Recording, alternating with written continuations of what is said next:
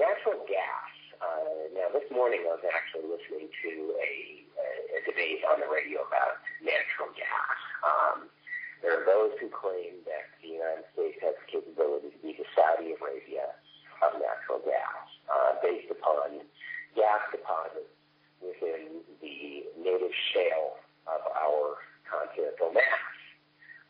And that is true. There is a huge amount of natural gas that is held within deep shale rock. And that's just a hunky-dory thing except for one aspect, and that is the aspect of retrieval. Now, most natural gas, we're drilling down, tapping into a pocket, and we pump it up, we compress it, and there's a pipeline network that goes from the well all the way to your stove or your furnace uninterrupted. Most people don't realize that, but that is the case in most situations. That's why you hear things about Russia cutting off the natural gas supply to Ukraine and Europe and causing tremendous difficulty for people, because it is something that's actually coming straight out of the ground and in a pipeline arterial system all the way to your home or business.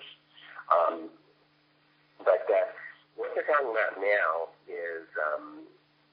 is using water and chemicals to fracture the shale in which the gas is stored in pockets in the shale. Shale is not particularly porous, but the shale does have a lot of space within it. There's a lot of pockets between the pieces of shale, and that's where the gas is stored. Now, gas, like oil, is basically dinosaur and plant leavings. It's a multi-million year production cycle, fossil fuel, stuff rots and releases gas under pressure, underground, and the mass either becomes hydrocarbon, oil, petroleum, or it becomes a hydrocarbon gas, natural gas. And what they do in the hydrofracturing of shale in order to release the natural gas that is trapped within is they drill down 5,000 to 8,000, 9,000 feet into the ground. And they place a plastic sleeve into that hole in order to ostensibly keep whatever they release from escaping on the way up. They want to retrieve the resource. Now, when they seek to fracture this rock, there are three things. They use water for flow. They use sand to hold the pockets that they open, and they use various chemicals, hydrochloric acid, sulfuric acid, anionic surfactants, acetone, and a few others that I heard about this morning that I had never heard of before. And they use all of these chemicals in order to weaken the rock structure so that the water is able to fracture the rock. Now, there are some things that happen when you do this. One is that in fracturing the rock at that level, you create what are known as micro-earthquakes. Now, these micro-earthquakes, being somewhere between 0.5 and 2 on the Richter scale, are not likely to be discerned by people on the surface, and they're not likely to cause any kind of significant damage. But one of the things that they can do is weaken plate structure in a region, as it's done en masse. Number two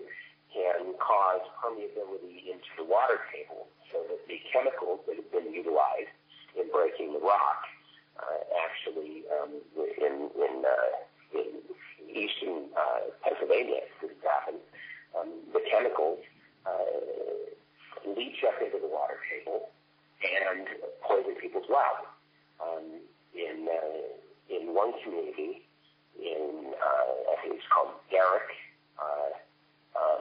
Pennsylvania. When one of the gents that was talking on the radio today was talking about how his neighbor's well actually exploded because acid and gas had built up in the well, and it basically blew a cavity in the guy's yard, which was, I'm sure, a very thrilling experience for them. But once again, it's a case of the petrochemical industry is saying, hey, all that matters is that we get our fuel. It doesn't matter how we get it. It doesn't matter what the consequences are in retrieving it. All that matters is that we get it, and that we don't get it from somewhere else. And while I agree with the concept of not getting one's energy from abroad, I don't agree with the concept that it's okay to poison the water supply, especially when we have so little fresh water to utilize as it is. And I don't think it's okay for people to live in fear of their land exploding. And I don't think it's a really good idea to weaken the continental plates that make up the land on which we reside. And the natural gas hydrofracturing that is being done in the Finger Lakes region, New York, right now, is looking like it may pose a significant risk to the water supply for New York City itself. Millions and millions of people who would not have a potable water supply. And I don't think that's really acceptable either. So while I think it's a good idea to pump the natural gas that we've already found out of the wells, I think that if we're going to utilize gas, the place to get that gas is through biomass. It makes no sense to me that we should mine something that is a finite, in a finite supply, rather than utilizing a predictable supply. People are going to keep on using dairy. You might as well use the dung. People are going to keep on eating and eliminating. You might as well use the human dung. People are going to keep